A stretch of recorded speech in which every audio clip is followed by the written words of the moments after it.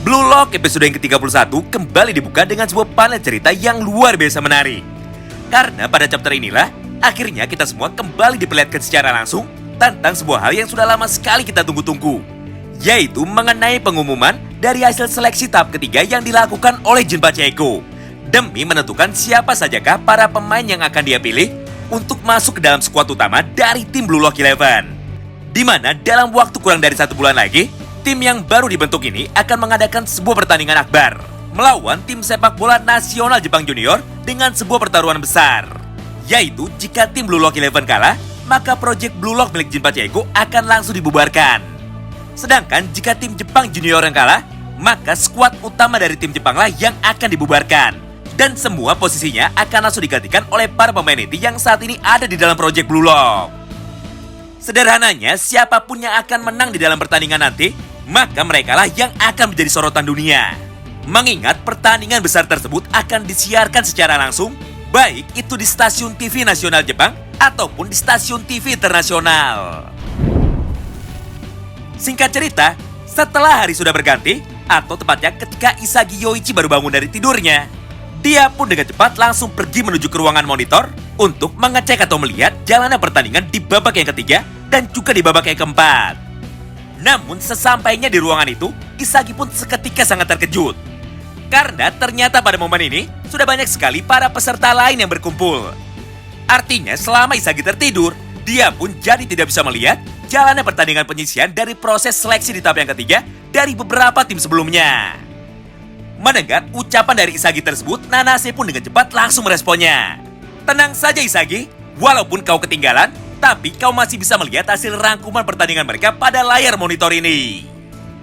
Di momen itulah, dengan cepat Isagi langsung mengikuti semua saran dari Nanase, dan dia pun langsung mengecek bagaimana hasil akhir dari kedua pertandingan sebelumnya yang sempat terlewatkan ketika dirinya sedang tidur. Di mana pada match ketiga, tim B yang berisikan Karasu Tabito, Eita Otoya, Nico Iki, Raichi dan juga Baro berhasil meraih sebuah kemenangan ketika mereka bertarung melawan tim C yang beranggotakan Yuki Miyakenyu dan juga Seisuro Nagi dengan skor akhir 5-3. Sedangkan untuk pertandingan yang keempatnya, tim A yang berisikan Ito Shirin, Ryusei Shido dan juga Meguru Bachira akhirnya berhasil meraih sebuah kemenangan beruntun ketika mereka bertarung melawan tim B dengan skor akhir 5-2. Selain itu jika kita perhatikan baik-baik, dari total 30 peserta yang tersisa, hanya ada 4 orang pemain di luar posisi 6 besar yang mampu mencetak gol selama kompetisi ini sedang berlangsung. Mereka adalah Mikage Reo, King Baro, Meguru Bachira, dan juga Isagi Yoichi itu sendiri. Nah menariknya, tidak lama setelah kedatangan dari Isagi, tiba-tiba saja suasana di ruangan monitor ini pun seketika menjadi kembali memanas. Karena mereka semua terlihat sangat antusias ketika melihat jalannya pertandingan yang terakhir, yaitu antara tim A melawan tim C lagi. Namun yang membuatnya seru bukanlah duel antara Ito Shirin melawan Yuki Miyakenyu, tapi malah duel atau pertempuran antara dua orang striker utama Blue Lock dengan peringkat nomor 1 dan juga nomor 2. Siapa lagi kalau bukan Ito Shirin dan juga Ryusei Shido. Di mana pada momen itu, lagi-lagi untuk yang kesekian kalinya, mereka berdua pun kembali terlibat sebuah konflik panas tepat di depan gawang. Mengingat tidak ada satupun dari mereka yang mau mengalah sama sekali.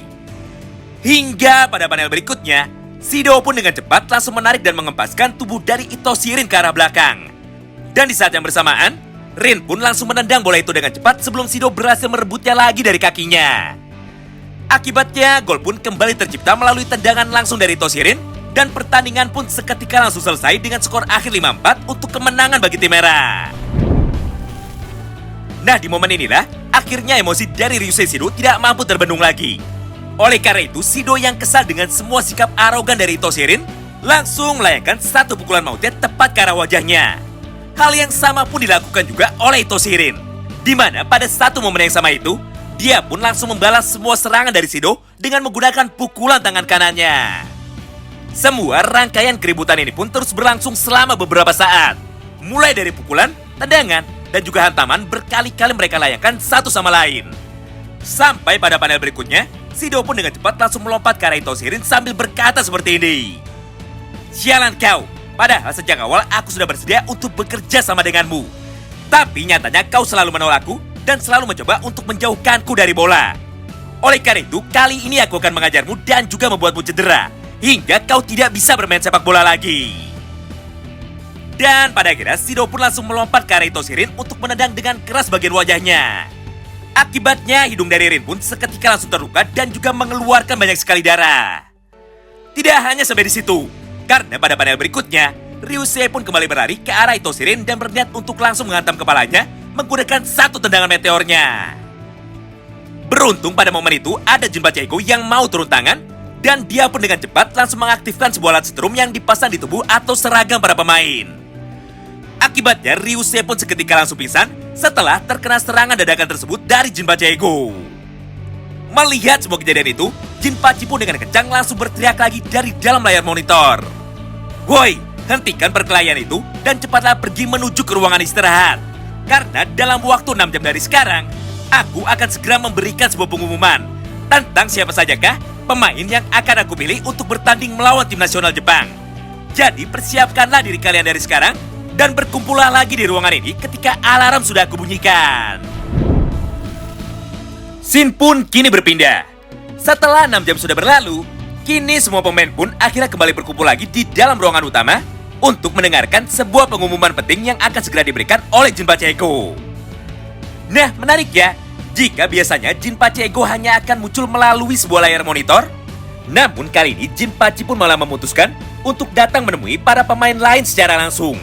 Di mana pada momen itu, dia pun dengan cepat langsung berkata kepada semua orang, "Dengar, bagiku sepak bola adalah tentang sebuah perkara siapakah yang bisa mencetak gol lebih banyak. Jadi meskipun gawang kita kejebolan 5 gol, tapi jika kita berhasil membalikkan keadaan dengan cara berhasil mencetak 6 gol, maka pada akhirnya tim kita lah yang akan tetap menang. Karena sejatinya hanya kehancuranlah yang bisa mengalahkan kehancuran lainnya." Atau sederhananya bagi Jinpachi Ego, strategi terbaik untuk bertahan di dalam sepak bola adalah dengan menyerang. Oleh karena itu pada panel berikutnya, Jinpachi pun dengan cepat langsung memulai pengumumannya dengan berkata seperti ini.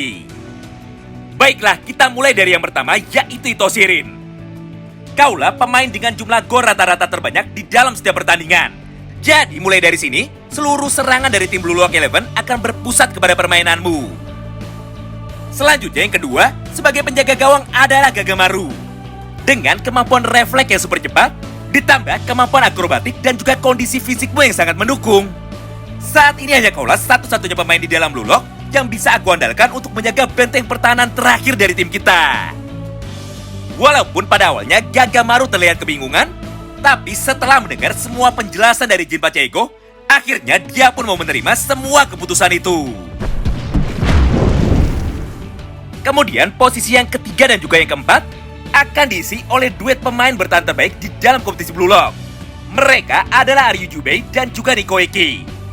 Di satu sisi, Aryu memiliki keunggulan dari tinggi badan dan juga jarak jangkauannya yang sangat luas. Sedangkan di sisi lain, Nico adalah Isagi yang kedua. Jadi dengan kemampuan vision untuk bertahan dan teknik merebut bola yang sangat hebat dari Nico, maka lini pertahanan kita akan bergantung kepada kerjasama kalian.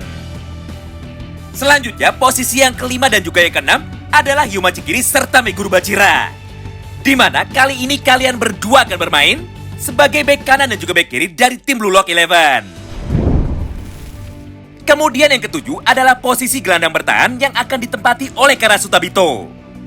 Sebagai seorang pemain yang mempunyai teknik kontrol bola paling hebat di dalam kompetisi Blue Lock dan juga kemampuan analisa untuk menemukan titik lemah dari permainan tim lawan, maka aku rasa kaulah satu-satunya pemain yang cocok untuk menempati posisi ini. Jadi mulai sekarang, jantung pertahanan dari tim kita akan berada di bawah komandomu. Nah, itulah keenam orang pemain inti yang akan mengisi lini pertahanan dari tim Blue Lock Eleven. Oleh karena itu mulai dari sini, aku akan mengumumkan keempat orang striker utama yang akan membantu Itoshirin di lini depan. Dua orang pertama yang akan berperan sebagai penyerang sayap adalah Eita Otoya dan juga Yukimiya Kenju. Otoya akan bermain menggunakan kecepatan berlarinya dan juga pergerakan tanpa bolanya untuk menembus lini pertahanan tim Jepang melalui sisi sebelah kanan lapangan. Sedangkan Yukimiya akan bermain menggunakan kemampuan dribble satu lawan satunya untuk menembus lini pertahanan tim lawan melalui sisi sebelah kiri lapangan. Kemudian striker yang ketiga adalah Seishiro Nagi. Walaupun gaya permainanmu kurang kreatif dan pola permainanmu sangat monoton, tapi kemampuan dasar yang kau miliki sangatlah luar biasa hebat. Mulai dari kontrol bola yang sempurna, sampai dengan kemampuan untuk bisa mencetak gol meski berada pada posisi yang sulit. Jadi, walaupun kau tidak mampu menciptakan sebuah skema serangan melalui permainanmu sendiri, tapi jika bisa mendapatkan pasangan yang ideal, kau adalah salah satu striker paling tajam yang ada di dalam kompetisi ini. Oleh karena itu, untuk membantu Itoshirin, kau akan bermain pada posisi OMF atau offensive midfielder dengan sebuah tugas utama, yaitu untuk mencetak gol sebanyak mungkin bersama dengan Itoshirin. Nah, sekarang aku akan menyebutkan dan juga menjelaskan tugas dari pemain yang terakhir, karena dia adalah pemain kunci yang memiliki peran paling penting. Mengingat pusat serangan kita berada pada Itoshirin, maka sejauh ini hanya ada satu orang saja yang mampu terus bermain secara konsisten ketika dirinya bekerja sama dengan Itoshirin. Dialah pemain yang akan bertugas untuk mengatur dan menciptakan pola serangan di dalam tim kita supaya bisa memaksimalkan kemampuan dari Itoshirin untuk dapat mencetak gol. Atau sederhananya, pemain terakhir yang dipilih oleh Jinpachi Eigo adalah orang yang harus bisa bekerja sama dengan Rin, bisa menciptakan permainan, bisa mengatur pola serangan, dan bisa didengarkan oleh ke-10 orang pemain lain di dalam tim Blue Lock Eleven untuk menjaga sinergi di dalam tim supaya mereka terus bisa kompak ketika pertandingan sedang berlangsung. Mengingat lawan yang akan mereka hadapi adalah sebuah tim profesional yang sudah berlatih selama bertahun-tahun. Oleh karena itu, tanpa berlama-lama lagi, Jinpachi pun langsung menyebutkan nama pemain tersebut dengan berkata seperti ini. Baiklah, pemain yang akan aku pilih untuk mengisi potongan puzzle terakhir dari tim kita adalah Isagi Yoichi. Wow, menarik banget bukan? Nah, itulah ke-11 orang pemain utama dari skuad Blue Lock Eleven yang akan bertanding melawan timnas Jepang U20 dalam waktu 30 hari lagi. Di mana di dalam pertandingan nanti, lebih dari setengah pemain yang ada di tim Blue Lock Eleven harus dipaksa bermain di luar posisi yang biasanya. Mulai dari Gagamaru yang tiba-tiba saja dipaksa untuk bisa menjadi kiper. Kemudian Bachira dan juga Chigiri, di mana biasanya mereka berperan sebagai seorang penyerang. Namun kali ini posisi dari mereka pun tiba-tiba saja diubah oleh Jinpachi Eigo menjadi seorang pemain bertahan untuk mendampingi Aryujube dan juga Nikoiki. Begitu pula dengan Karasu Tabito yang dipaksa untuk bermain menjadi seorang gelandang jangkar dengan tugas paling berat di sisi pertahanan dari tim Blue Lock Eleven. Karena posisi inilah yang akan menjadi pusat perpindahan alur permainan ketika mereka akan melakukan sebuah transisi dari yang awalnya bertahan menjadi posisi menyerang. Tapi meskipun begitu, tidak ada satupun dari mereka yang merasa kecewa ataupun merasa berkecil hati. Karena sejak awal kompetisi ini dimulai, visi dan misi Jinpachi Eigo sudah tertanam dengan erat di benak mereka. Yaitu, tidak peduli dimanapun posisi mereka ditempatkan, yang jelas mereka semua akan tetap terus bersaing untuk bisa menunjukkan permainan terbaiknya di dalam lapangan demi bisa mencetak gol sebanyak mungkin dan memenangkan pertandingan tersebut. Tentu saja bagi kalian yang penasaran, nantikan terus ya update selanjutnya di channel ini. Terima kasih banyak yang sudah simak video ini sampai habis dan salam baku hantam.